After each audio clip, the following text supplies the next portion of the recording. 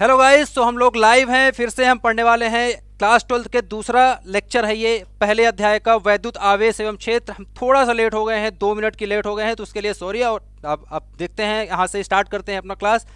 जो वैद्युत आवेश एवं क्षेत्र, इसका दूसरा लेक्चर है। पहले लेक्चर में हमने क्या पढ़ा था कि आवेश क्या होता है, उसके गुण धर्म क्या होते हैं, आवेश के क्या क्या गुण होते हैं, किस तरह से आवेश कितने तरह के होते हैं, ये सारी चीज़ें हमने एक एक करके देख ली थी। तो जो स्टूडेंट पहली क्लास को अटेंड नहीं कर पाए थे, उसको ज्वाइन नहीं कर पाए थे, उनके लिए हम बता दें कि हमारी ये जो क्लास होगी ये कब से कब चलती है।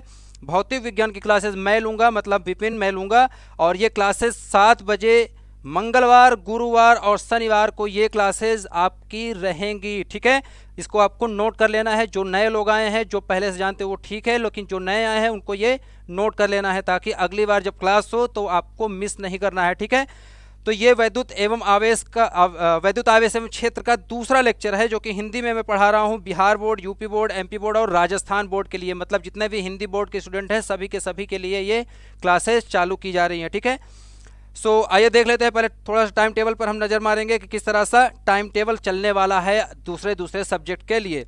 तो जो रसायन विज्ञान की क्लासेस हैं वो 7 बजे से 7:45, मतलब 45 मिनट की क्लास, 45 से 50 मिनट की क्लास चलेंगी। आपको 15-20 मिनट का टाइम मिलता है इसमें। ठीक है, दूसरे क्लास में जाने के लिए। तो ये सोमवार, बुधवार और शुक्रवार की ये क्लासेस होंगी। ये आपके दूसरे टीचर हैं जो वो ये क्लास अटेंड करेंगे, मतलब वो ये क्लास लेंगे आपकी। ठीक है, वो कवर करवाएंगे। मैं आपको 7 से 7:45, मतलब ये दोनों का टाइम सेम है। तो मैं भौतिक विज्ञान की क्लासेस लूँगा मंगलवार, गुरुवार, शनिवार, लेकिन डेट देख रहे हैं आपका जो है अलग अलग है दोनों का। ठीक है, रसायन विज्ञान की क्लास जैसे ही आपको सोमवार, बुधवार और शुक्रवार को एंड होंगी 8 बजे से 8:45, मतलब 15 मिनट के बाद ये क्लासेस स्टार्ट हो जाएंगी गणित की। सोमवार, बुधवार और शुक्रवार, मतलब ये दोनों क्लासेस सेम डे चल रही हैं। और जो बीच का गैप वाला दिन है, मतलब सोमवार के बाद जो मंगलवार आ रहा है, उसमें भौतिक विज्ञान की क्लास है। और इसी तरह से ये क्लासेस देख सकते हैं गुरुवार और शनिवार को आएंगी। तो आपको ये टाइम टेबल नोट कर लेना है, जिन्होंने नोट नहीं किया है, जो नहीं जानते हैं उनके लिए। ठीक है, अब आइए चलते हैं आज के टॉपिक पर। तो हमने पहले क्या डिस्कस किया था कि आवेश क्या होता है, उसके प्रॉपर्टीज़ क्या होते हैं, मतलब गुण क्या होते हैं, आवेश किस तरह से होते हैं, सजातीय आवेश क्या होते हैं, विजातीय आवेश क्या होते हैं। ठीक है, धनात्मक सजातीय आवेश किस तरह से एक दूसरे को प्रतिकर्षित करते हैं, और विजातीय आवेश किस तरह से एक दूसरे के पास आते हैं, किस तरह से एबोनाइट की छड़ को थेल्स ने बिल्ली की खाल या रेशम के कपड़े से किस तरह रगड़ा और किस तरह से प्रयोग किया, और सारी चीज़ें हमने देखी। ठीक है, फिर हमने देखा था आवेश के कुछ नियम देखे थे। पहला नियम हमने देखा था योज्यता का नियम। योज्यता का नियम क्या था कि चार्ज जो होते हैं, जो आवेश होते हैं, वो क्या होते हैं, उसको जोड़ा जा सकता है। मतलब एक अगर वस्तु है, एक वस्तु पर अगर मैं कहूँ, ये एक वस्तु अगर है मेरे पास, और इस पर मैं कहूँ कि पहले मैंने 5 कूलाम का धन आवेश दिया था। हमने मात्रक भी जाना था कि आवेश किसमें मापा जाता है, कूलाम में। आवेश का मात्रक क्या होता है, कूलाम होता है। तो कूलाम, 5 कूलाम का आवेश अगर हमने इसको दिया, उसके बाद हमने 3 कूलाम आवेश ऋणात्मक इसको दे दिया, तो इस पर जो कुल चार्ज है, कुल आवेश होगा, वो क्या हो जाएगा, योज्यता के नियम के अनुसार। अब हम देख सकते हैं इस पर 2 कूलाम का धनावेश बचा हुआ है। ठीक है, मतलब कि 3 कूलाम का जब ऋणावेश दिया 5 कूलाम धनावेश देने के बाद, तो ये 3 कूलाम का ऋणावेश 3 कूलाम धनावेश को उदासीन कर देगा, सिर्फ 2 कूलाम धनावेश बचा रहेगा, और वही 2 कूलाम आवेश इस वस्तु का आवेश माना जाएगा। मतलब अब ये वस्तु आवेशित है। हम बोलेंगे कि इस वस्तु कितना आवेश है, 2 कूलाम का धनावेश वस्तु है, धनावेशित ये वस्तु है, और 2 कूलाम का आवेश है। हम उस दिन पिछले लेक्चर में ये पॉइंट मैं डिस्कस कर रहा था, क्वांटीकरण क्या होता है, ये क्वांटीकरण का सिद्धांत या क्वांटमीकरण क्या होता है आवेश का, ये मैं पढ़ा रहा था। तो ये थोड़ा सा सही से नहीं हो पाया था क्योंकि टाइम की थोड़ी सी कमी थी। तो इसको हम थोड़ा सा यहाँ पर फिर से ध्यान देंगे। होता क्या है, क्योंकि बहुत ही इंपॉर्टेंट है ये। ठीक है, आने वाली जो हम चीज़ें पढ़ेंगे उनमें कहीं ना कहीं इसका कॉन्सेप्ट रहने वाला है, तो आपको पता होनी चाहिए। हमने बताया था कि आवेश की सबसे छोटी न्यूनतम इकाई जो होती है वो क्या होती है, इलेक्ट्रॉन होती है। ठीक है, क्या होती है, इलेक्ट्रॉन। तो जो इलेक्ट्रॉन होता है, इस पर आवेश क्या होता है, ऋणात्मक। हमने बताया था कि जो धनावेश की, ये तो हो गई ऋणावेश की। ठीक है, ये ऋणावेश का हो गया सबसे छोटी इकाई। और जो धनावेश की सबसे छोटी इकाई थी वो क्या थी, धनावेश की जो सबसे छोटी इकाई थी वो थी प्रोटॉन। ठीक है, प्रोटॉन पे क्या होता है, धनावेश होता है। लेकिन प्रोटॉन स्वतंत्र अवस्था में नहीं रह सकता है, वो सिर्फ और सिर्फ नाभिक में रहता है। और इलेक्ट्रॉन क्या है, एक ऐसा कण यह एक ऐसा पार्टिकल है जो कि स्वतंत्र अवस्था में रह सकता है, मतलब कि वस्तु के सरफेस पर वो प्रेजेंट या उपस्थित रह सकता है, वस्तु के सतह पर इलेक्ट्रॉन पाया जा सकता है। इसका मतलब किसी वस्तु को अगर हमें आवेशित करना है तो हमने देखा था क्या किया था हमने, इस वस्तु से इलेक्ट्रॉन निकालकर ऋणावेश निकालकर इसको दे दिया, तो ये वस्तु जिस पर हम ऋणावेशित इलेक्ट्रॉन को रख रहे हैं वो वस्तु ऋणात्मक हो जाएगी, ऋणावेशी हो जाएगी, ये ऋणावेशी हो जाएगी, और जहां से निकाल रहे हैं इलेक्ट्रॉन, जहां से इलेक्ट्रॉनों की कमी हो रही है जिस वस्तु पर, ठीक है, वो क्या हो जाएगी, वो धनात्मक हो जाएगी। अब ये हम देख सकते हैं कि सबसे छोटी इकाई क्या है, इलेक्ट्रॉन है। इसीलिए क्वांटीकरण का सिद्धांत क्या कहता है, जो क्वांटमीकरण है जिसको हम बोलते हैं आवेश का क्वांटमीकरण, ये क्या बोलता है कि जो आवेश होते हैं वो हमेशा हमेशा इलेक्ट्रॉन के रूप में ही रहते हैं। यहाँ पर हम क्या करेंगे, जो इलेक्ट्रॉन होंगे, जो धनात्मक आवेश होंगे उनको हम दिखाएंगे प्लस ई से, और जो ऋणात्मक होंगे उनको हम दिखाएंगे माइनस ई से, ठीक है। मतलब हम यहाँ पर धनात्मक के लिए ये नहीं कहेंगे धनात्मक, क्योंकि हम क्या कर रहे हैं, अगर एक वस्तु ए है और दूसरी वस्तु बी है, ठीक है, दूसरी वस्तु यहाँ पर मान लेते हैं बी है, इसमें से अगर हम एक इलेक्ट्रॉन निकाल लें और एक इलेक्ट्रॉन, ये एक इलेक्ट्रॉन निकाल के इस पर रख दें, तो इस पर क्या होगी, ये एक ऋण आवेशित हो गया। मानेंगे क्या कि एक ऋण आवेशित आ गया, एक ऋण आवेश इस पर आ गया, एक ऋण इलेक्ट्रॉन इस पर आ गया, और एक इलेक्ट्रॉन हटने की वजह से जो ए वस्तु है वो कितना धनावेशित हुई, ये धनावेशित हुई, धन हो गई एक इलेक्ट्रॉन के बराबर, क्योंकि आवेश में कितनी कमी आई इस वस्तु के,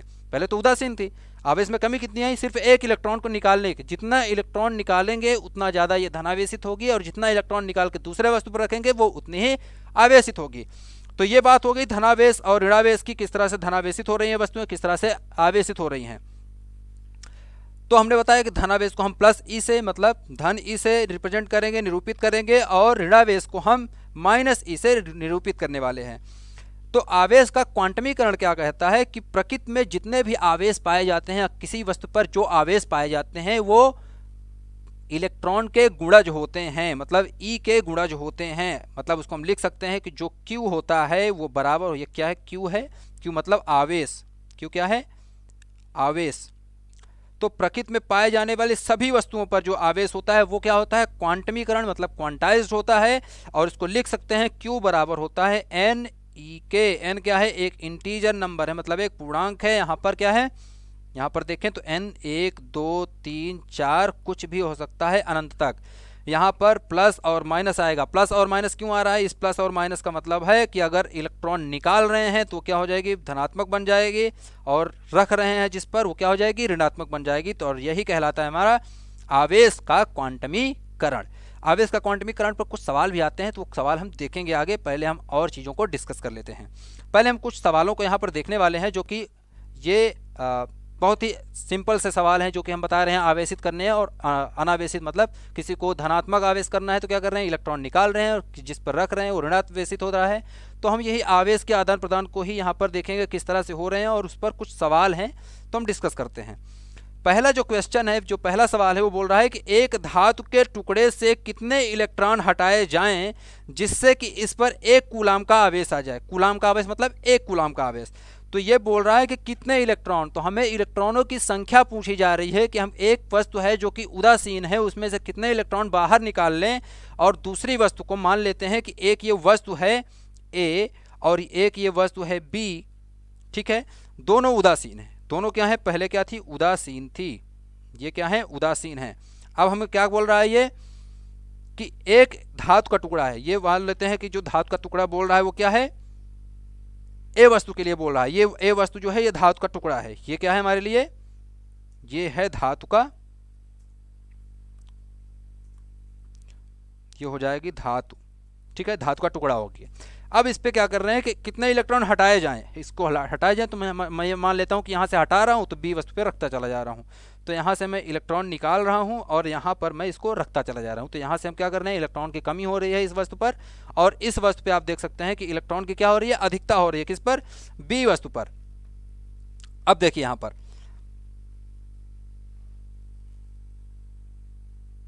सभी चीज क्लोज हो गया।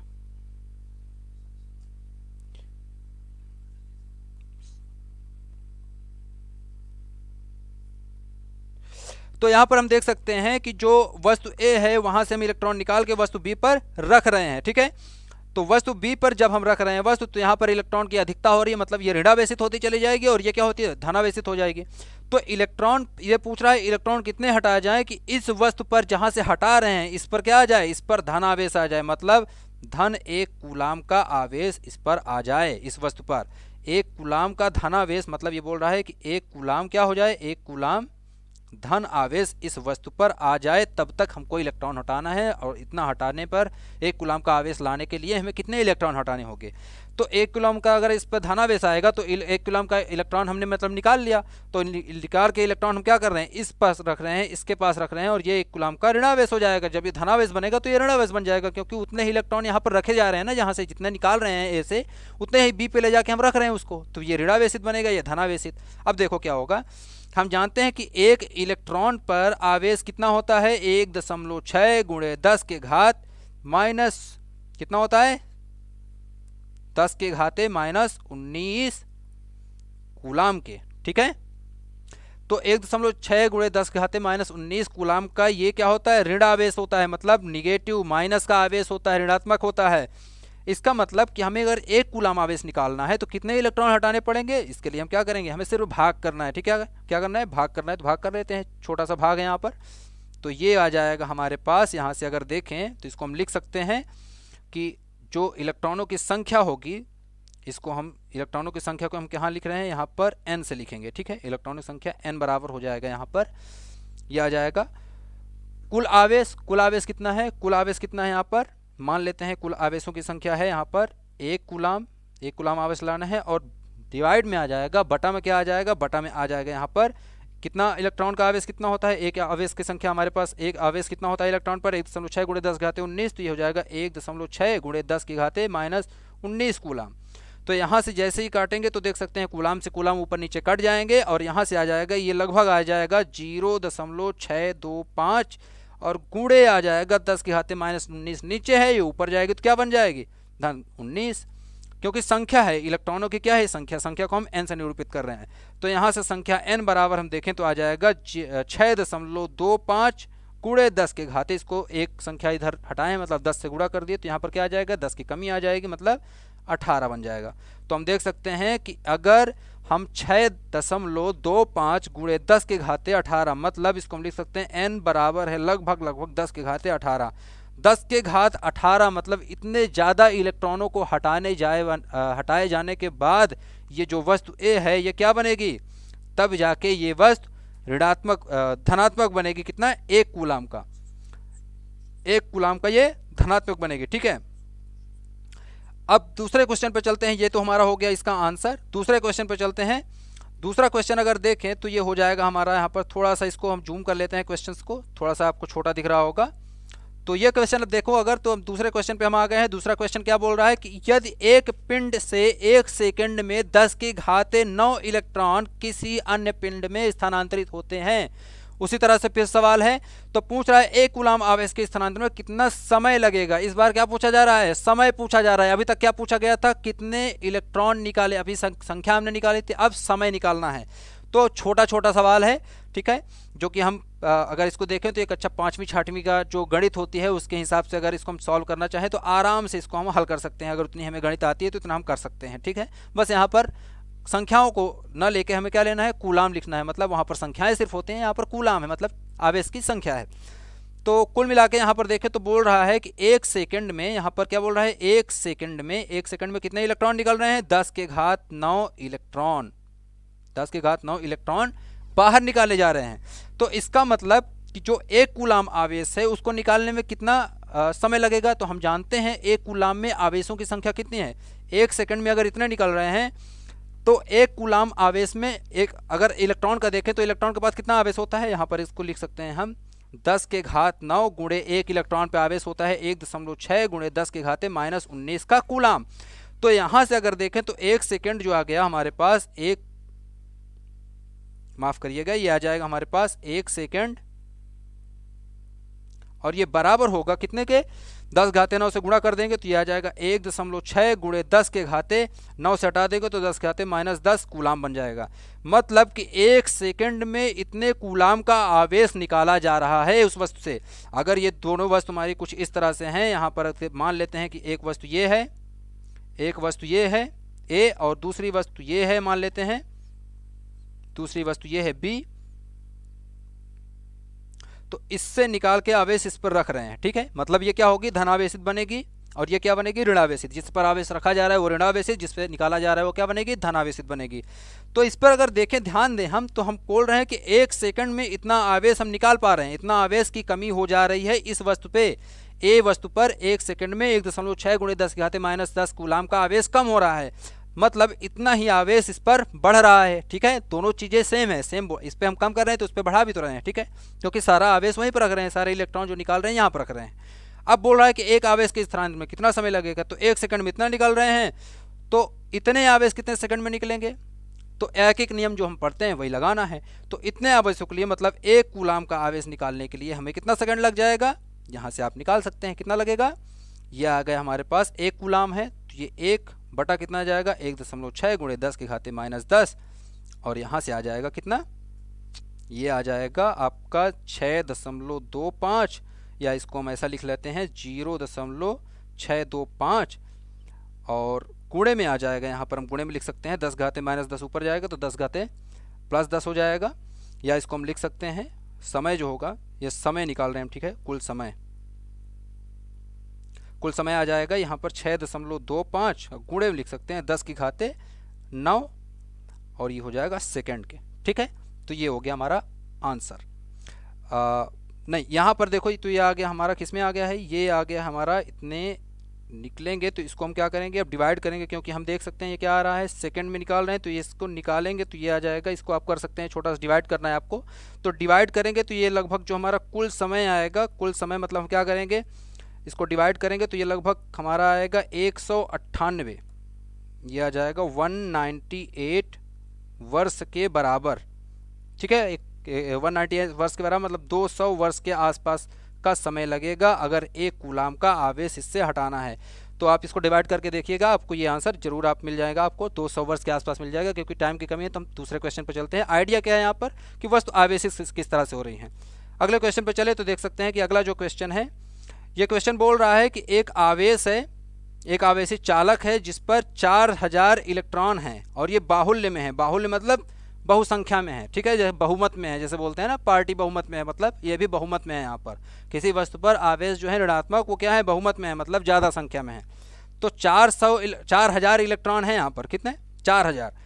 तो चालक में उपस्थित कुल आवेश बताना है। तो ये बहुत ही छोटी सी देख सकते हैं प्रश्न है हमारा, बहुत ही छोटा सा प्रश्न है, सिर्फ आपको गुणा करना है। तो हम जानते हैं 1 इलेक्ट्रॉन पे आवेश कितना होता है, 1.6 गुणे 10 के घाते -19 कूलाम। वैसे तो ये प्रश्न आपके लिए है, आपको करना चाहिए था, लेकिन मैं यहाँ पर दिखा दे रहा हूँ। तो ये हो जाएगा 1 इलेक्ट्रॉन पर आवेश हो गया 1.6 गुणे 10 के घाते -19 कूलाम। तो यहाँ पर कितना आ जाएगा, 4000 इलेक्ट्रॉन में कितने हो जाएंगे, 4000 इलेक्ट्रॉन में हो जाएंगे। ये आ जाएगा 4000, ये हो जाएगा 4000 और गुणे में आएगा 1.6 गुणे 10 के घात -19 का कूलाम। तो आप देख सकते हैं कि 16 से गुणा करेंगे तो कितना आ जाएगा, ये हमारा आ जाएगा, ये आ जाएगा लगभग 6.4 और इनटू में 10 के घाते ये 3 हो जाएगा। 10 घाते 3 से मल्टीप्लाई करेंगे तो 10 घाते कितना बचेगा, 3 कम हो जाएगा, मतलब कितना आ जाएगा, ये हो जाएगा 3 कम होगा तो 10 घाते -16 कूलाम। ठीक है, 10 घाते -16 कूलाम बन जाएगा। तो हम देख सकते हैं इतना इलेक्ट्रॉन, इतना आवेश होगा। और आवेश की प्रकृति क्या होगी, क्योंकि इलेक्ट्रॉन पर इतना कूलाम आवेश दे रखा है तो उसकी प्रकृति क्या होती है, इलेक्ट्रॉन है। क्योंकि क्या बोला, इलेक्ट्रॉन, और इलेक्ट्रॉन पर क्या आवेश होता है, इलेक्ट्रॉन पे आवेश होता है माइनस का 1.6 गुणे 10 के घाते -19 कूलाम। तो ये कितना हो जाएगा, माइनस का इतना आ जाएगा, मतलब हो जाएगा हमारा इतना आंसर। लेकिन इसकी प्रकृति क्या होगी, इसकी प्रकृति हो जाएगी ऋणात्मक। ठीक है, ऋणात्मक प्रकृति होगी और ये हमारा आंसर होगा, यही हमको बताना था। अब हम बात करेंगे एक नए टॉपिक के बारे में, जो कि यहाँ से हम बोल सकते हैं कि यहाँ से हमारा जो इस चैप्टर है, जो अध्याय है, यहाँ से स्टार्ट हो रहा है सही मायने में। जो आपके बोर्ड के एग्ज़ाम है उसमें जो परीक्षा में प्रश्न आते हैं वो यहाँ से ज़्यादा आते हैं जो हम पढ़ाने वाले हैं या पढ़ने वाले हैं। तो नियम हम देख सकते हैं क्या है, कूलाम का नियम। कूलाम का नियम जो है इस अध्याय का बहुत ही महत्वपूर्ण, या हम बोल सकते हैं कि सबसे महत्वपूर्ण नियम है अगर हम आवेश के बारे में पढ़ना चाहते हैं तो, क्योंकि कूलाम के नाम पर ही रखा गया है आवेश के मात्रक का नाम, जिसका नाम है कूलाम। ठीक है, अभी तक हम जितना कूलाम कूलाम कर रहे थे वो क्या था, कूलाम का मात्रक मतलब आवेश का मात्रक था, क्योंकि कूलाम ने ही आवेश के बारे में सबसे पहले सबसे अच्छी जानकारी दी। इससे पहले लोग जानते थे कि आवेश होते हैं, लेकिन ये नहीं बता पाए थे कि उसके गुण क्या होते हैं, वो कैसे कैसे होते हैं, या कितना बल दो आवेशों के बीच में कितना बल लगता है, या उनका क्षेत्र कैसा होता है, क्या होता है। ये सारी चीज़ें किसने बताई, कूलाम ने बहुत सारी चीज़ें बताई आवेश के बारे में, और उसका गणितीय रूप दिया। इससे पहले किसी ने गणितीय रूप नहीं दिया था, गणितीय मतलब फार्मूला के रूप में नहीं लिखा था, लेकिन कूलाम ने क्या किया, ये सारी चीज़ें आवेश के बारे में बताई, इसीलिए उनके नाम पर ही इसका मात्रक रखा गया आवेश का, जिसको हम कूलाम बोलते हैं। ठीक है, तो आइए स्टार्ट करते हैं, कूलाम के बारे में पढ़ते हैं। कूलाम कौन थे और उन्होंने किस तरह से निकाला। तो कूलाम ने क्या किया कि हमने पहले ही बताया था कि आवेश जो होते हैं किस वस्तु के हो सकते हैं, जिनमें द्रव्यमान होता है, ये आपको याद रखना है। वे सभी वस्तुएं जिनमें द्रव्यमान होता है उनमें ये जरूरी है, उनकी भौतिक राशि होती है कि उनमें आवेश होगा ही होगा, ये जरूरी है। लेकिन ये जरूरी नहीं है कि जिस वस्तु में आवेश किसी ऐसे वस्तु में आवेश हो जिसका द्रव्यमान ही ना हो, ऐसा पॉसिबल ही नहीं है, ऐसा संभव ही नहीं है कि कोई ऐसी वस्तु हो जिसका आवेश तो हो लेकिन द्रव्यमान ना हो। तो ऐसा संभव नहीं है, क्योंकि जो इलेक्ट्रॉन होता है, जो सबसे छोटी इकाई है, हमने कहा कि उसके पास कितना द्रव्यमान होता है। अगर इलेक्ट्रॉन के द्रव्यमान की बात करें तो इलेक्ट्रॉन का द्रव्यमान जो होता है, जिसको हम मास ऑफ इलेक्ट्रॉन कहेंगे, वो कितना होता है, ये होता है 9.11 गुणे 10 के घाते -31 किलोग्राम के। तो आप देख सकते हैं बहुत छोटा है, बहुत बहुत बहुत बहुत, जितना आप कह सकते हैं, अज्यूम कर सकते हैं, जितना सोच सकते हैं उससे भी कहीं छोटा है। ठीक है, तो ये बहुत छोटा आवेश है, लेकिन माफ करिएगा, बहुत छोटा द्रव्यमान है, लेकिन द्रव्यमान है। ठीक है, और इसी वजह से इलेक्ट्रॉन पर आवेश है, मतलब बिना द्रव्यमान के ऐसा नहीं हो सकता था। जैसे हम फोटोन की बात करें, यहां पर अगर देखें, फोटोन, फोटोन क्या होता है, फोटोन मतलब होता है एक प्रकाश कण होता है जिससे मिलकर प्रकाश बने होते हैं। फोटोन को अगर बोलें तो वो क्या होते हैं, मासलेस, मतलब मास उनका जो होता है, द्रव्यमान जो होता है वो क्या होता है, शून्य होता है, जीरो होता है, मतलब उनका कोई द्रव्यमान नहीं होता। जब हम स्थिर मास की बात करते हैं, मतलब जब वो रुके हुए होते हैं, जब चल रहे होते हैं, उसके लिए कुछ दूसरा नियम है, उसके लिए थोड़ी सी फिजिक्स जो उसकी है, मतलब उसका जो भौतिक विज्ञान का नियम है थोड़ा सा अलग है, तो उसको हम बाद में पढ़ेंगे। कब पढ़ेंगे, जब हम आइंस्टीन के बारे में पढ़ना स्टार्ट करेंगे, जनरल थ्योरी ऑफ रिलेटिविटी, ये सब चीज़ें जब पढ़ेंगे तब हम जानेंगे फोटोन होता क्या है, लाइट किस तरह से काम करती है, तो वहाँ पर जानेंगे। लेकिन अगर देखें तो यहाँ पर फोटोन का बताने का तरीका, यहाँ पर मतलब यही है सिर्फ कि इसके पास मास नहीं होता, इसलिए इसके पास कोई आवेश भी नहीं होता। ये जो होता है इसके पास ये उदासीन होता है, मतलब कोई आवेश, ना धनावेश होता है ना ऋणावेश होता है, ना ही इसके पास मास होता है। ठीक है, क्यों नहीं होता मास, क्यों नहीं होता आवेश, क्योंकि ये क्या होता है, मासलेस होता है, मतलब द्रव्यमान ही नहीं होता इसके पास। तो इलेक्ट्रॉन के पास हम देख सकते हैं आवेश है, उसके पास मास भी है, तो इससे छोटा आवेश संभव ही नहीं है जो मुक्त अवस्था में रह सके। तो जब संभव नहीं है तो उसके पास मास होना चाहिए, मतलब अगर आवेश है तो मास होना चाहिए, क्योंकि इलेक्ट्रॉन ही सबसे छोटा है, तो इलेक्ट्रॉन का आवेश है, मतलब मास भी है उसका। अब आगे देखिए कूलाम। कूलाम ने क्या किया कि उन्होंने माना कि जो आवेश होते हैं वो बिंदु के आकार के होते हैं। ये दो बिंदु अगर मैं यहाँ रख दूँ, ये बिंदु यहाँ पर मान लेते हैं, ये एक बिंदु है और एक बिंदु यहाँ है। कूलाम ने कहा कि अगर एक आवेश Q यहाँ पर रखा हो और दूसरा आवेश Q यहाँ पर रखा हो, इसको हम Q1 और इसको Q2 कह देते हैं ताकि वो हम पता लग सके। ठीक है, दोनों Q1 Q2 दो आवेश हैं, इनके बारे में हमें ज़्यादा जानकारी नहीं पता है। दो आवेश हैं, ये किस तरह के आवेश हैं, एकांक आवेश हैं। एकांक मतलब इनकी प्रकृति एक एक कूलाम की, ऐसा मान सकते हैं, या कुछ भी है। अभी ऐसा मत मानो कि एक एक कूलाम की, या कुछ भी मान लो। एक आवेश यहाँ है, इस बिंदु पर रखा है, एक आवेश इस बिंदु पर रखा है। इन दोनों बिंदुओं की बीच की दूरी आपको दी गई है, पता है। कूलाम ने कहा कि इनकी दूरी हम मान लेते हैं कितनी है, r है। इनके बीच की दूरी जो है छोटी r के बराबर है, ये r हो गया, ये r के बराबर हो गया। अब उन्होंने कहा कि जब इन दोनों बिंदुओं के बीच की दूरी r हो गई तो इन पे जो बल लगेगा, ये क्या करेंगे, एक दूसरे पर क्या लगाएंगे, बल लगाएंगे। ये इनका प्रकृति होता है आवेशों का कि एक आवेश दूसरे आवेश पर बल लगाता है। ठीक है, तो ये जो बल लगाएगा या ये जो बल लगाएगा, ये एक दूसरे पर जितना बल लगाएंगे, वो बल जो होता है उस बल का परिमाण, मतलब F, बल को हम बल को हम F से दिखाएंगे, निरूपित कर रहे हैं, तो बल F बराबर होगा, नहीं, उन्होंने देखा कि जो बल होता है वो अनुक्रमानुपाती होता है। अनुक्रमानुपाती मतलब इस तरह से अनुक्रमानुपाती होता है, इनके बीच की जो दूरियां होती हैं उनके व्युत्क्रम के वर्ग के अनुपाती होता है, मतलब अनुक्रमानुपाती होता है। मतलब इसको लिख सकते हैं कि 1/r²। ये जो होता है, उन्होंने देखा कि ये पहला चीज था, ये क्या थी, पहली चीज थी। दूसरा उन्होंने देखा कि ये जो बल है ये इसके साथ साथ एक चीज और के अनुक्रमानुपाती है। वो किसके अनुक्रमानुपाती है, इन दोनों का जो आवेश है, आवेश की मात्रा है, उसके गुणनफल के बराबर है। मतलब ये जो आवेश है और ये जो आवेश है, इन दोनों का अगर गुणनफल निकाल लिया जाए तो इनके गुणनफल के भी ये अनुक्रमानुपातिक होता है जो इनका बल लगता है। तो उन्होंने इसको निकाला कि ये जो होगा ये Q1 और Q2, मतलब इनका जो गुणनफल है इसके भी अनुक्रमानुपाती या समानुपाती होगा। ठीक है, अब देखो अनुक्रमानुपाती होगा, तो यहां से देखो तो हमारे दो चीज मिल रही है। F जो है मतलब फोर्स या बल जो है वो 1/r² के अनुक्रमानुपाती है, और साथ ही साथ Q1 और Q2 के गुणनफल के भी अनुक्रमानुपाती है। इसका मतलब कूलाम ने क्या कहा, कूलाम ने कहा कि इनको दोनों को हम साथ में लिख सकते हैं। साथ में कैसे लेंगे कि जो बल होगा F वो अनुक्रमानुपाती होगा Q1 Q2 और बटे आ जाएगा r² के, मतलब r का वर्ग। तो यहां से देख सकते हैं, यहां से कूलाम का नियम आ गया, इसी को हम कूलाम का नियम कहते हैं। अब यह अनुक्रमानुपाती का चिन्ह दिख रहा होगा, तो इसको कूलाम ने कहा कि इसको भाई हट जाएगा। ये कैसे हटेगा, उन्होंने कहा कि यहाँ से जब ये हटेगा तो यहाँ पर एक नियतांक आ जाएगा जिसको हम k से निरूपित करेंगे। ठीक है, किसे, k से निरूपित करेंगे, और ये लिख देंगे Q1 और इसको Q2, और ये हो जाएगा r², मतलब बीच की दूरियों के वर्ग के बराबर। ये होता है कूलाम का नियम। ठीक है, अब यहाँ पर जो k है, ये जो नियतांक है, ये क्या है, कहाँ से आया, कैसे आया, ये कैसे जाना होगा कि यहाँ k है। तो उसके लिए क्या किया, ये k जो होता है ये क्या बताता है, ये चार्ज की प्रकृति बताता है, चार्ज का आकार भी ये बताता है कि चार्ज किस तरह से है, मतलब आवेश कैसा है उसके बारे में ये जानकारी भी हमें देता है। तो यहाँ पर जो k होता है इसका मान जो होता है k बराबर होता है 1/4 पाई एप्सिलॉन नॉट, मतलब ये जो होता है इसका मान होता है, इसको लिख सकते हैं या इसी को लिख सकते हैं 9 × 10⁹। इसको निकाल के जब देखा गया तो इसका मान कितना आया, 9 × 10⁹। ये क्या है, बल है। इसका अगर मात्रक निकालें तो क्या है, ये बल है। तो बल है तो इसका मात्रक क्या आ जाएगा, बल का मात्रक होता है न्यूटन, तो ये आ जाएगा यहाँ पर न्यूटन।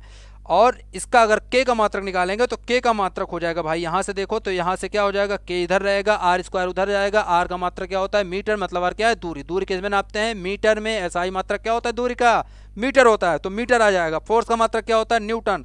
तो यहाँ से अगर लिखना चाहें तो हम लिख सकते हैं कि जो k का मात्रक है, k बराबर अगर लिखेंगे तो हम इसको लिख सकते हैं F। k बराबर अगर हम यहाँ पर लिखना चाहें, इसी सूत्र को हम फिर से लिख रहे हैं, इस सूत्र को, तो k बराबर हम लिखें तो लिख सकते हैं F, मतलब फोर्स हो जाएगा ये F r², और बटे में आ जाएगा यहाँ से Q1 Q2 के। तो इसको हम देखें तो F का मात्रक होता है न्यूटन, तो ये N आ जाएगा, ये आ जाएगा N यहाँ से,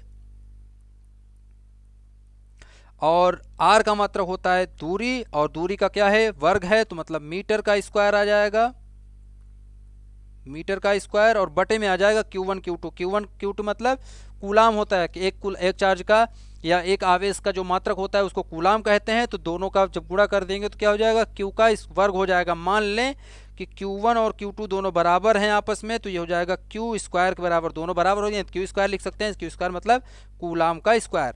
तो यहाँ पर देखें तो इसको हम लिख सकते हैं कि ये इसका मात्रक कितना आ गया, इसका मात्रक, इसका लिख सकते हैं मान 9 × 10⁹ गुणे, और ये हो जाएगा न्यूटन, क्या आ जाएगा, न्यूटन मीटर स्क्वायर कूलाम का इनवर्स। ठीक है, प्रति कूलाम स्क्वायर। ये हो गया हमारा k का मात्रक, ये क्या है, नियतांक है एक तरह का। ठीक है, ये नियतांक होता है। तो यहां से देख सकते हैं कि ये आ गया कूलाम का नियम, या इसको हम इस रूप में भी लिख सकते हैं, इसके मान के साथ k का मान रख के यहाँ से लिख सकते हैं। इसको k का मान रखेंगे तो ये बन जाएगा हमारा F बराबर 9 × 10⁹, और यहाँ से आ जाएगा Q1 Q2 बटा r² के, या इसी नियम को, इसी सूत्र को आप देखते होंगे ऐसा भी लिखते हुए कि F जो होता है बराबर होगा 1/4 पाई एप्सिलॉन नॉट गुणे आ जाएगा Q1 Q2 बटा आर स्क्वायर के। तो ये देख सकते हैं सभी एक ही चीज को बता रहे हैं, सभी के सभी कूलाम का ही नियम है, ठीक है। अलग अलग बस के का मान हम यहाँ पर रख रहे हैं और कुछ नहीं कर रहे हैं, चीज वही लिखा है यहाँ पर। अब एक चीज हम जानते हैं, जो एफ होता है इसका मात्रक क्या होता है, न्यूटन, मतलब ये पूरा का पूरा न्यूटन होगा, ठीक है। न्यूटन मतलब फोर्स का या बल का मात्रक होता है, तो इसकी इकाई तो हो गई न्यूटन। अब यहाँ से देखें तो हम जानते हैं कि जो बल होता है वो क्या होता है, सदिश राशि होती है। क्या होता है, सदिश राशि होती है बल। तो यहाँ पर अगर देखें तो जब बल सदिश राशि है, मतलब इस सूत्र को हम क्या कर सकते हैं, सदिश रूप में लिख सकते हैं। इस सूत्र को मतलब कूलाम के नियम का अगर सदिश निरूपण देखें, सदिश रूप में कैसे दिखेगा, सदिश निरूपण, ठीक है। सदिश निरूपण अगर देखें तो हम लिख सकते हैं, या इसके लिए एक छोटा सा चीज करते हैं। हम मान लेते हैं कि हमारे पास ये एक जो है अक्ष बना हुआ है, इस तरह से कार्टेशियन प्लेन बना है, मतलब निर्देशांक बना हुआ है। इस निर्देशांक की बात करें तो ये क्या है, ये मान लेते हैं धनात्मक x है। इधर क्या होगा, ऋणात्मक x की दिशा होगी। इधर क्या होगा, धनात्मक y होता है, और इधर क्या होता है, ऋणात्मक y होता है। ये हमें पता है, ठीक है, हमने पढ़ रखा है इसको। ये क्या होता है, ओरिजिन मतलब होता है मुख्य बिंदु। मुख्य बिंदु के सापेक्ष हम मान लेते हैं कि एक ये सदिश है, ठीक है। कुछ इस तरह से ये हम चित्र बना लेते हैं यहाँ से, ताकि आपको समझ में आ जाएगा। ये इस तरह से हो जाएगा कुछ, हम मान लेते हैं ये, इसको हम मान लेते हैं ये पहला वाला R1 है, सदिश R1, और दूसरा वाला है सदिश R2। ये किसी बिंदु को निरूपित कर रहे हैं। यहाँ पर कोई बिंदु है और यहाँ पर भी कोई बिंदु है, जहाँ पर आवेश रखे गए हैं Q1 और Q2। ये दो आवेश हैं, इनका ये सदिश दूरी बता रहा है दिशा के साथ। एक का बता रहा है R1, एक का बता रहा है R2। तो इनका जो परिणामी आएगा, हम परिणामी मान लेते हैं कि इस तरफ से इस दिशा में हम ले रहे हैं। ये हो गई। अब देखो क्या होगा कि जब हम सदिश की बात करते हैं तो उसमें दिशा जरूरी है। दिशा मतलब धनात्मक या ऋणात्मक हो सकती है। एक तरफ देखो, अब यहाँ क्या है, इस अक्ष के अनुदिश चलेंगे, मतलब इस दिशा की ओर चलेंगे, तो क्या होगा, हम दूरी क्या लेंगे, धनात्मक लेंगे। अगर इसके उल्टा आएंगे तो क्या लेंगे, दूरी क्या होगी, ऋणात्मक हो जाएगी। तो Q1 से Q2 की तरफ अगर हम देखें तो Q1 जो है Q2 पर क्या लगाएगा, बल लगाएगा। कौन बताया, ये हमें कूलाम भाई बता चुके हैं कि यहाँ पर देखो दो आवेश होंगे तो एक दूसरे पर क्या करेंगे, वो बल लगाएंगे वो एक दूसरे पर। अब वो बल कैसा होगा वो हम बाद में जानेंगे, लेकिन बल लगाएंगे इतना हमें पता है। वो आकर्षण का बल लगा रहे हैं या प्रतिकर्षण का लगा रहे हैं, वो हमसे मतलब नहीं है अभी। अभी हमसे मतलब है कि ये बल लगा रहे हैं, और लगा रहे हैं तो भाई क्यों लगा रहे हो, किधर लगा रहे हो, बताओ हमें भी, हम देखते हैं किधर लगा रहे हो बल। तो ये बल लगाना स्टार्ट करते हैं। मान लेते हैं ये Q1 को थोड़ा सा इधर लिख लेते हैं, हम Q2 को इधर लिख लेते हैं। अब देखो Q1 क्या है, Q1 की वजह से हम मान लेते हैं कि ये दोनों धनावेश। अब मान लेते हैं यहाँ पर हम छोटा सा, यहाँ पर एक कंडीशन, एक हम स्थिति मान के चल रहे हैं कि ये दोनों क्या है, धनावेश हैं। ये क्या है, धनावेश हैं। ये दोनों के दोनों धनावेश हो गए। लो मान लिया भाई हमने, धनावेश है मतलब क्या करेंगे, एक दूसरे को दूर ले जाएंगे। मतलब सजातीय आवेश एक दूसरे से क्या होते हैं, दूर जाने की कोशिश करते हैं, पास नहीं आएंगे, प्रतिकर्षित करेंगे, ठीक है, ये हमें पता है। तो मान लो कि Q1 जो है इस पर जो आवेश लगाए, जो बल लगाएगा वो किस दिशा में होगा, बाहर की तरफ। मतलब यहाँ पर जो है ये आदमी क्या करेगा कि इसको धक्का देगा, मतलब किधर की तरफ धक्का देगा, इधर जाने की तरफ। और ये क्या करेगा, इसको इधर धक्का देगा, मतलब एक दूसरे के पास नहीं आएंगे। ये चाहेगा कि ये मुझसे दूर चला जाए और ये चाहेगा कि इसको मैं दूर फेंक दूँ। तो दोनों, या दोनों चाहेंगे कि हम ही भाई, अगर तुम एक दूसरे को नहीं धक्का दे रहे हो तो हम ही दूर चले जाते हैं, दूर दूर हो जाते हैं। तो ये दूर दूर हो जाना पसंद करेंगे, मतलब बड़ी भारी दुश्मनी है इन दोनों के बीच में, ऐसा मान के चलते हैं, पास नहीं आना चाहते। तो ये दोनों दूर भाग गए। अब देखो यहाँ पर क्या हो रहा है, यहाँ पर जैसे ही ये दूर जाएंगे, मतलब कि क्या हो रहा है, Q1 इस पर बल लगा रहा है, जो वो कुछ इस दिशा में लगा रहा होगा। हम मान लेते हैं ये F लगा रहा है। और सदिश की जब बात करते हैं तो जब सदिश हम निकाल रहे हैं तो बल सदिश होगा, और इसकी दिशा देखो तो इस दिशा में है, मतलब धनात्मक दिशा में है, तो इसको लिख सकते हैं हम सदिश। कौन लगा रहा है, 1 लगा रहा है 2 पर, पहला आवेश दूसरे आवेश पर, इसको हम 1 आवेश लिख लेते हैं, इसको 2 आवेश लिख लेते हैं। तो 1 लगा रहा है 2 पर, पहला आवेश दूसरे पर लगा रहा है, तो इसको हम 2 1 लिखते हैं। गणित भौतिक विज्ञान में ये नियम है, जिस पर बल लग रहा होता है वो पहले लिखा जाता है, और जिस पर जो बल लगा रहा होता है वो बाद में लिखा जाता है। ये आपको ध्यान रखना है। तो F21, यहाँ से यहाँ तक की दूरी अगर निकालेंगे तो दूरी क्या आ जाएगी, यहाँ से यहाँ तक की दूरी अगर देखें तो इसको हम लिखेंगे R21। यहाँ से 1 से 2 की तरफ जा रहे हैं ना, तो R21, ये जो नीली वाली लाइन खींची गई है ये क्या है, R21, और R21 बराबर है R2 माइनस R1 के। तो F21 फोर्स इस दिशा में लग रहा है, तो जो Q1 आवेश पर Q2 की वजह से जो बल लगेगा इस वाले आवेश पर वो किधर लगेगा, इस दिशा में लगेगा, बाहर की तरफ, मतलब बाहर की तरफ लगेगा जैसे इसमें लगा है। लेकिन यहाँ पर देखो तो दिशा इसकी क्या हो जाएगी, ऋणात्मक हो जाएगी। यहाँ पर देखो ये हम मान लिए कि इस पर ये आवेश लग रहा है इस दिशा में, ये लग रहा है F12 और लग रहा है इस दिशा में, मतलब ये लग रहा है निगेटिव एक्सिस में, मतलब धन एक्सिस इधर है एक्स एक्सिस, लेकिन हम इधर जा रहे हैं। बल किधर लगा रहा है, वो इधर, मतलब पीछे की तरफ ढकेलने की कोशिश कर रहा है। तो क्या हो रहा है, और ये एक्स की दिशा में ढकेलने की कोशिश कर रहा था तो ये धनात्मक था, ये इस तरफ ढकेलने की कोशिश कर रहा है तो ऋणात्मक हो जाएगा। तो देख रहे हैं कि दोनों का परिणाम बराबर होगा लेकिन दिशा अलग है। यहाँ पर ऋणात्मक मतलब माइनस बल नहीं लग रहा है, यहाँ पर सिर्फ दिशा, ये क्या बता रहा है, ये बता रहा है दिशा इसकी, ठीक है। बल ऋणात्मक नहीं लगा रहा है, बल धनात्मक ही है, लेकिन दिशा उसकी ऋणात्मक हो गई क्योंकि हम इसको कहाँ रखे हुए हैं, अक्ष पे रख के देख रहे हैं, अक्ष के सापेक्ष देख रहे हैं। तो सापेक्ष जब देखते हैं तो एक धनात्मक होगा तो दूसरा क्या होगा, ऋणात्मक होगा। अब देखो यहाँ पर दो चीजें हमें पता चल गई कि दूरी होगी R21, अगर यहाँ से यहाँ तक की दूरी ऐसे निकालते, अगर ये वाली दूरी हम निकाल रहे होते इधर से इधर की, तो ये दूरी क्या लिखते, R12 लिखते, और ये बराबर हो जाता R1 माइनस R2 के। तो अब दोनों के लिए हम यहाँ पर सूत्र लिखते हैं। यहाँ पर देखो अब क्या होगा, आपने सुना होगा एकांक सदिश के बारे में। एकांक सदिश क्या होता है, यूनिट वेक्टर जिसको बोलते हैं। एकांक सदिश होता है जिसमें सिर्फ दिशा होती है और परिणाम क्या होता है, नहीं होता है, मतलब एक होता है। इसको हम लिख सकते हैं आर कैप। आर कैप बराबर क्या होता है, अगर कोई सदिश बता सकते हैं कि एकांक सदिश अगर आर है, किसी को निरूपित कर रहा है किसी का, तो आर को लिख सकते हैं सदिश आर बटे लिख सकते हैं इसका आर। ये क्या है, परिणाम है, और ये क्या है, सदिश है।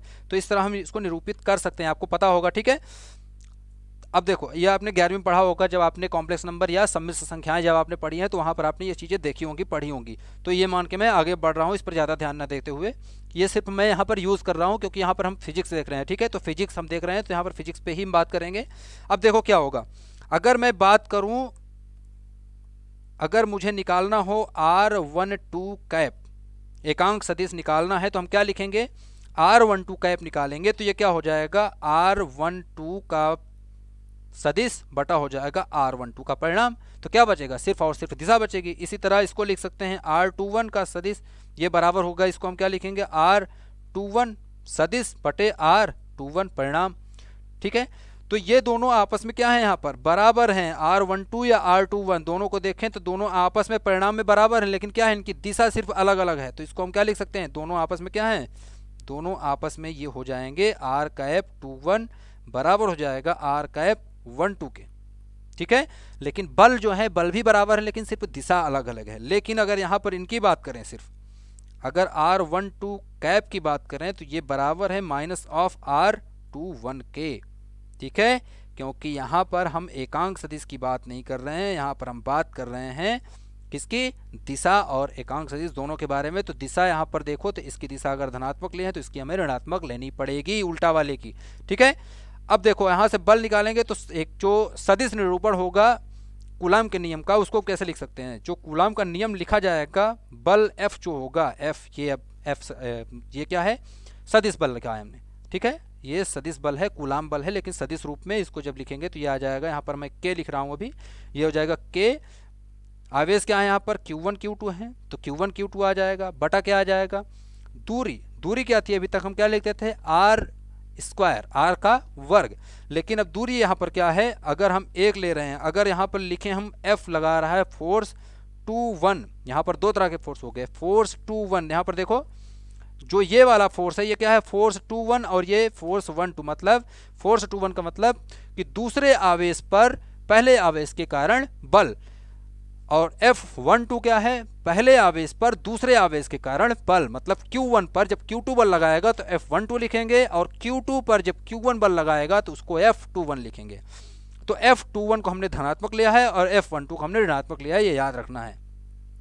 तो यहाँ पर देखो ये क्या आ जाएगा, F21 बराबर हो जाएगा K Q1 Q2 बटा आ जाएगा R भी आ जाएगा कितना, R21, और इसका आ जाएगा स्क्वायर, और यहाँ पर आ जाएगा एकांक सदिश, क्योंकि ये सदिश है, और यहाँ पर हम देख सकते हैं कोई भी सदिश नहीं है, सिर्फ ये सदिश है, यहाँ पर ये सदिश का वर्ग है और R21 है, और यहाँ क्या आ जाएगा, यहाँ आ जाएगा हमारे पास गुणे में R के, ये R21 का कैप, या हम इसको बोलते हैं एकांक सदिश, ठीक है।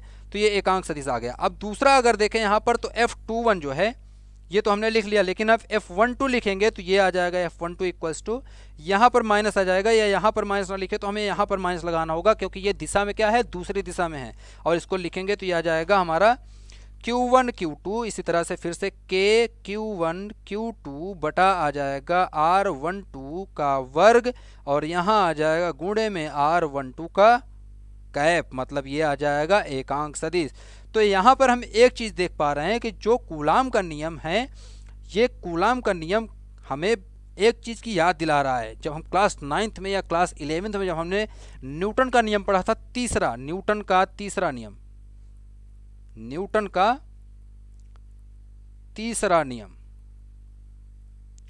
के तीसरे नियम में क्या था, न्यूटन के तीसरे नियम में बताया था न्यूटन ने कि एक वस्तु जब दूसरे वस्तु पर बल लगाती है या क्रिया करती है, मतलब अगर एक वस्तु ये A है, B पर अगर बल लगा रही है तो जितना ये क्रिया B पे कर रही है उतनी ही B क्या करेगी, A पर प्रतिक्रिया करेगी, और इसका दिशा क्या होगा, इन दोनों का दिशा एक दूसरे के बराबर होगा, मतलब इक्वल होगा, बराबर होगा, लेकिन दिशा क्या होगी, विपरीत होगी। तो देखो यहाँ पर ये दोनों का अगर ये चीज़ देखो तो क्या है, बराबर है, क्योंकि R12 ये दोनों बराबर हैं। ये जो दाहिना पार्ट है इस इक्वेशन का, बराबर के दोनों तरफ देखें तो दाहिने तरफ देखें तो दोनों आपस में बराबर हैं, लेकिन सिर्फ यहाँ पर जो बल है वो क्या है, उनका सिर्फ प्रकृति बराबर है, लेकिन उनके प्रकृति जो है वो एक दूसरे के विपरीत है, दिशाएं विपरीत हैं। तो इसलिए लिख सकते हैं कि F21 जो है वो बराबर है F12 के, लेकिन ऋणात्मक। और यही बताता है न्यूटन के गति का तीसरा नियम, जो कि कहता है कि पहले वस्तु पर जो बल लगा रहा है दूसरे वस्तु पर, मतलब पहले वस्तु जो क्रिया कर रही है दूसरे वस्तु पर, दूसरी वस्तु पहले वस्तु पर प्रतिक्रिया करेगी, और दोनों की जो दिशा होगी आपस में विपरीत होगी, लेकिन परिणाम जो होंगे बराबर होंगे। ठीक है, तो वही चीज़ यहाँ पर लिखा है। गणितीय रूप अगर देखेंगे आप न्यूटन का तीसरा नियम का, तो वो भी यही चीज़ होता है जो मैं यहाँ पर लिख रहा हूँ। तो यहाँ से हम देख सकते हैं कि न्यूटन का जो गति का तीसरा नियम है वो कहीं ना कहीं उसी तरह से ये कूलाम का जो नियम है, कूलाम का आवेश के लिए जो नियम है उसको यहाँ पर फॉलो करता है। ठीक है, या उसको मानता है। यहाँ पर एक चीज़ और बताना चाहूँगा, आपने पढ़ा होगा कि जो कूलाम का नियम है अगर हम देखें तो F बराबर हम क्या लिख रहे थे, K Q1 Q2 बटा R², ये लिख रहे हैं ना। इसके साथ साथ अगर आपको याद हो तो हम जब ग्रेविटेशन या गुरुत्वाकर्षण जब पढ़ते थे, मैकेनिक्स जब पढ़ रहे थे, वहाँ पर क्या था, गुरुत्वाकर्षण जब हम पढ़ रहे थे तो वहाँ पर न्यूटन ने बताया था कि दो द्रव्यमान वाली वस्तुओं में, दो ऐसी वस्तुएं जिनका द्रव्यमान होता है उनके बीच में बल कितना होता है, ये गुरुत्वाकर्षण बल जो होता है वो कितना होता है, ये कूलाम वाला बल है। तो यहाँ पर Q लगा देता हूँ हम, और यहाँ पर अगर हम निकाल रहे हैं इसको द्रव्यमान के लिए तो इसको हम M लगा देते हैं यहाँ पर, ताकि आपको समझ में आए कौन किसके लिए है। तो यहाँ से आ जाएगा, यहाँ पर क्या होता है, G होता है, बड़ा G क्या होता है, कांस्टेंट होता है, मतलब ये सार्वत्रिक गुरुत्वाकर्षण नियतांक होता है, मतलब यूनिवर्सल ग्रेविटेशनल कांस्टेंट। और यहाँ पर गुणे में आ जाएगा आपका M1 M2, यहाँ पर आ जाएगा M1 M2 बटा का उनके बीच की दूरी R²। तो देख सकते हैं दोनों में काफ़ी एक दूसरे के बराबर है। इसका मतलब कि हम इनको एक दूसरे के बराबर की तरह देख सकते हैं। मतलब ये क्या है, आवेश के लिए बोल रहा है, ये द्रव्यमान के लिए बोल रहा है। इन दोनों को हम बात करेंगे, इन दोनों के बारे में थोड़ा सा और हम बात करेंगे जब हम बात करेंगे कूलाम के नियम का जो महत्वपूर्ण तथ्य हैं या उनकी जो सीमाएं हैं, जब हम ये बात करेंगे तो उसमें इन चीज़ों को हम डिस्कस करेंगे। ठीक है, तो आज के लेक्चर को मैं यहीं पर समाप्त कर रहा हूं। अगले लेक्चर में जब हम मिलेंगे तो हम इसके आगे से पढ़ना स्टार्ट करेंगे। थोड़ा सा हम ये बताएंगे, जो नए स्टूडेंट होंगे उनको टाइम टेबल बताने के साथ साथ ये चीज़ें बताएंगे, और डिस्क्रिप्शन में आप जाके ये जो चीज़ें हैं जो मैंने पढ़ाई इसके नोट्स आपको मिल जाएंगे। तो वहाँ पर कल मैं कुछ क्वेश्चंस वगैरह भी कराऊंगा, तो उसके इसी पर जो कूलाम के नियम पर बेस्ड होंगे तो उसको भी हम देखेंगे, और देखेंगे कि कूलाम के नियम की सीमाएँ क्या हैं, कहाँ पर कूलाम का नियम फेल हो जाता है, नहीं लगता है। ठीक है, तो आज के लिए मुझे लगता है काफ़ी है इतना। कूलाम का नियम हमने पढ़ लिया है, उसके साथ साथ हमने क्वांटाइजेशन देख लिया चार्ज का। अब आज के लिए इतना ही, धन्यवाद, मिलते हैं अगले लेक्चर में।